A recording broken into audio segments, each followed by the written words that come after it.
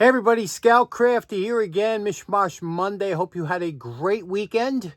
Holidays are here among us, and they're probably still just finishing up on some leftovers. I know I am. Couple things to get to today, but the main thing, we're going to start a project a lot of you wanted to see done, and I couldn't wait to do it. It is the boxing bell that I picked up at the Long Island Tool Meet a couple weeks ago.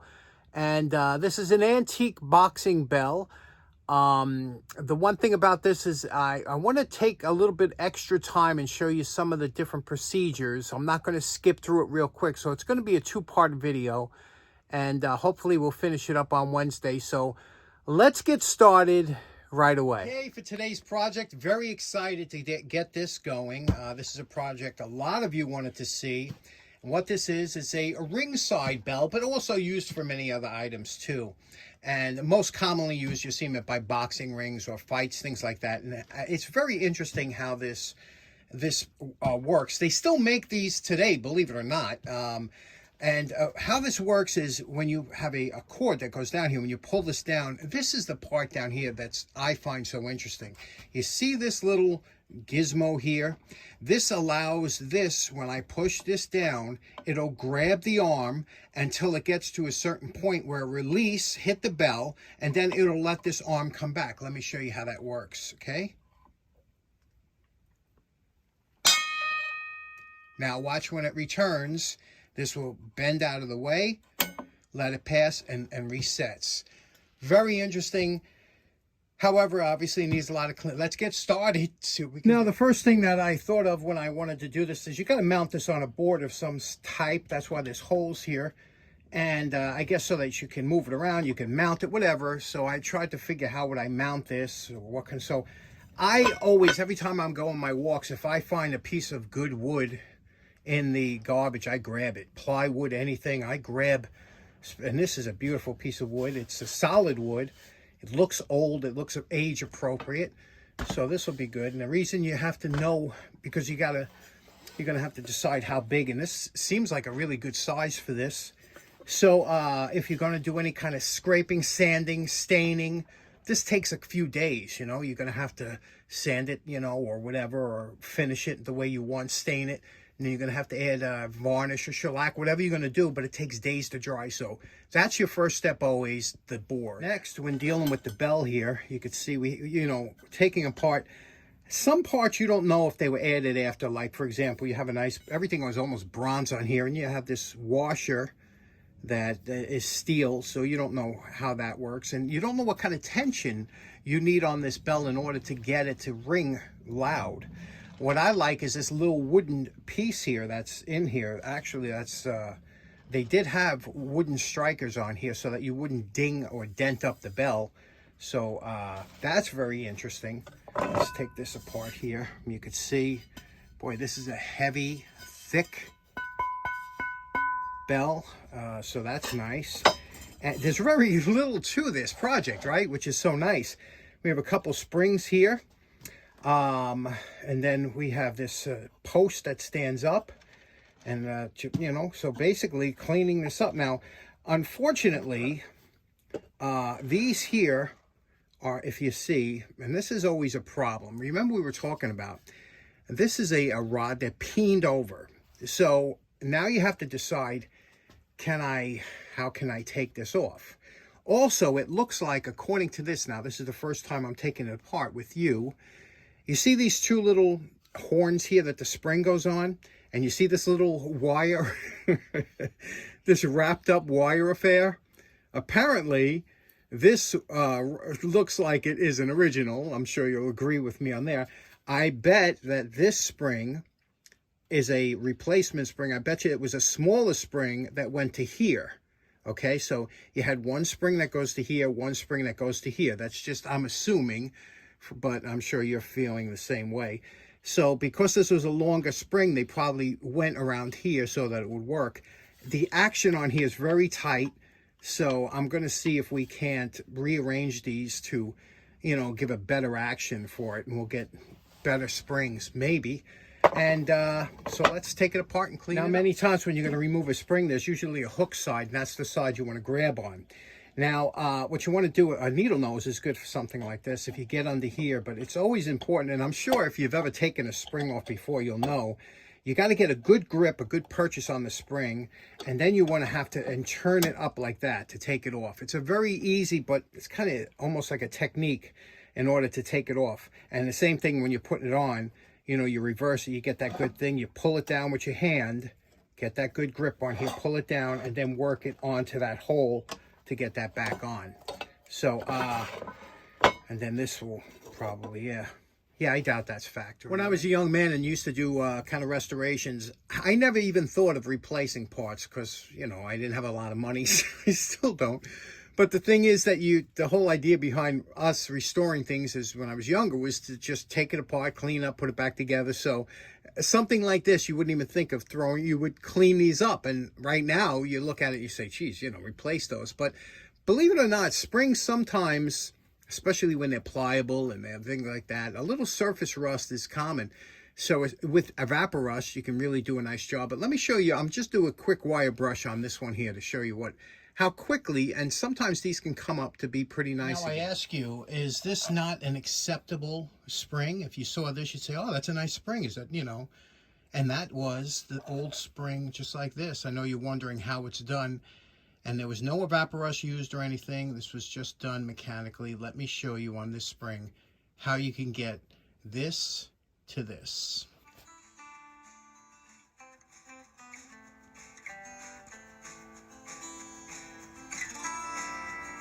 Now, when you remove the rust from the spring, it'll still be dark because it is a hardened steel. Now, to get it shiny like this, we take it over to the fiber wheel.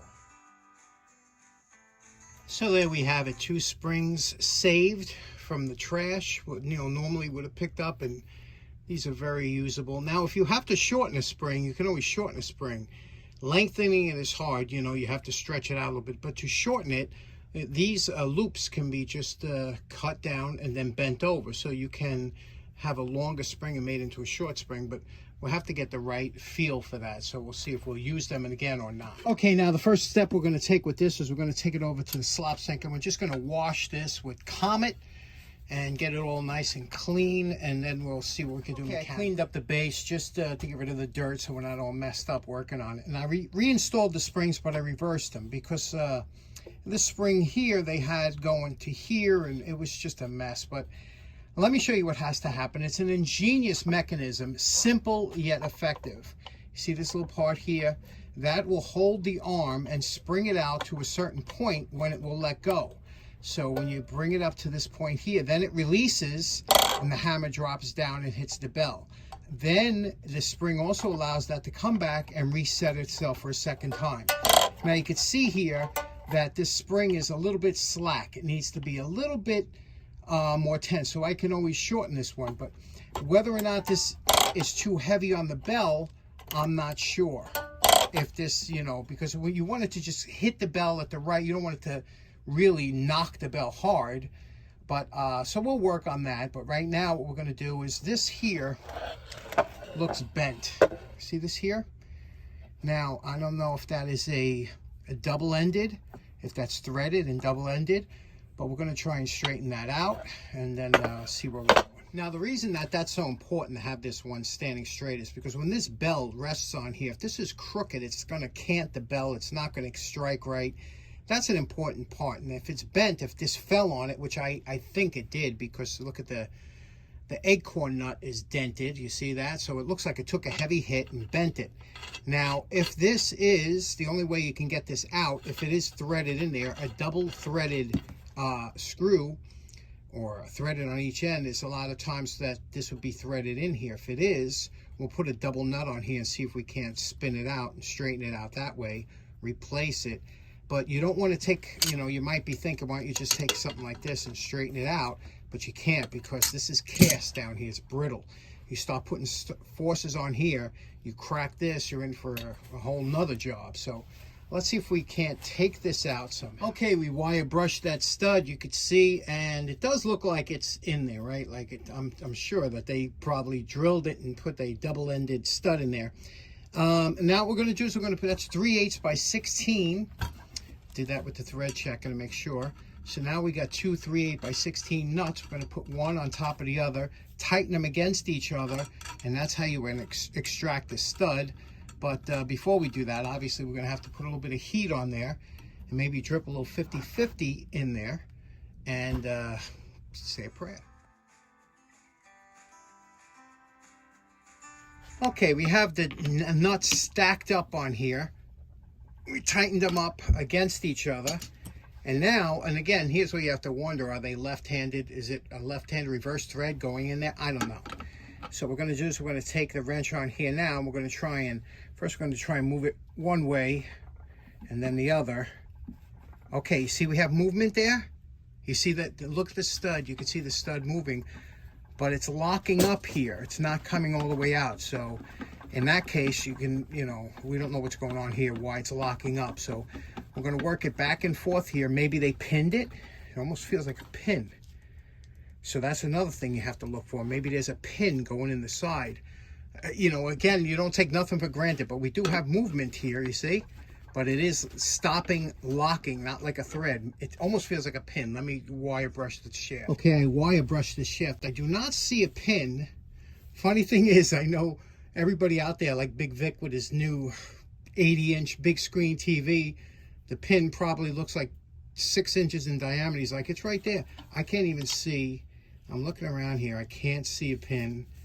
So I don't know, but it feels like it. We'll see. We'll try and back it out some more. Okay, that is not budging. Meanwhile, we totally mangled that that stud. But like I said, okay, here's what we're gonna do. We're gonna cut it off. We got to drill it anyway to tap it. I'm gonna cut it off there with the whizzer wheel, and then we're gonna try and drill and tap it anyway. I just don't want to break this tower. You know what I mean? This is replaced. This is supposed to be replaced, but we got to get something that goes in straight. So let me cut it off and drill and tap it, hopefully. Okay, I hacksawed the stud off. Let's go to drill press. Here's the funny thing. You see how it's the bolt is off center in that casting.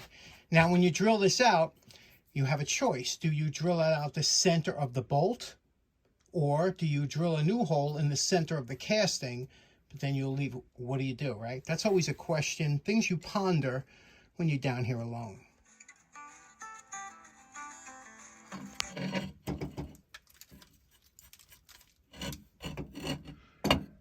Okay, that's your center drill. Your center drill, we put it right pretty much in the middle of there. Now what we're going to do is we're going to drill it out with smaller bits working our way up. Honestly, that is a thing of beauty, isn't it? That's why a drill press comes in so handy. Let's work our way up a little bit in size. Okay, I drilled and tapped it. Now that's the old thread that we're going to put in there. This is the piece we cut off, the bent piece.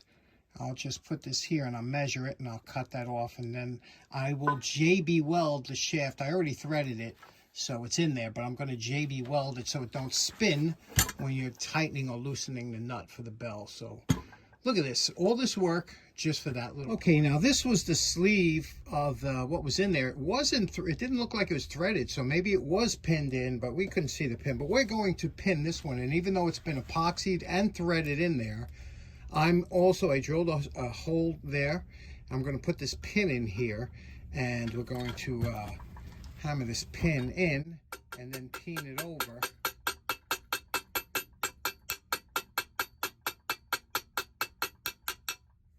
See, that's just a perfect size there.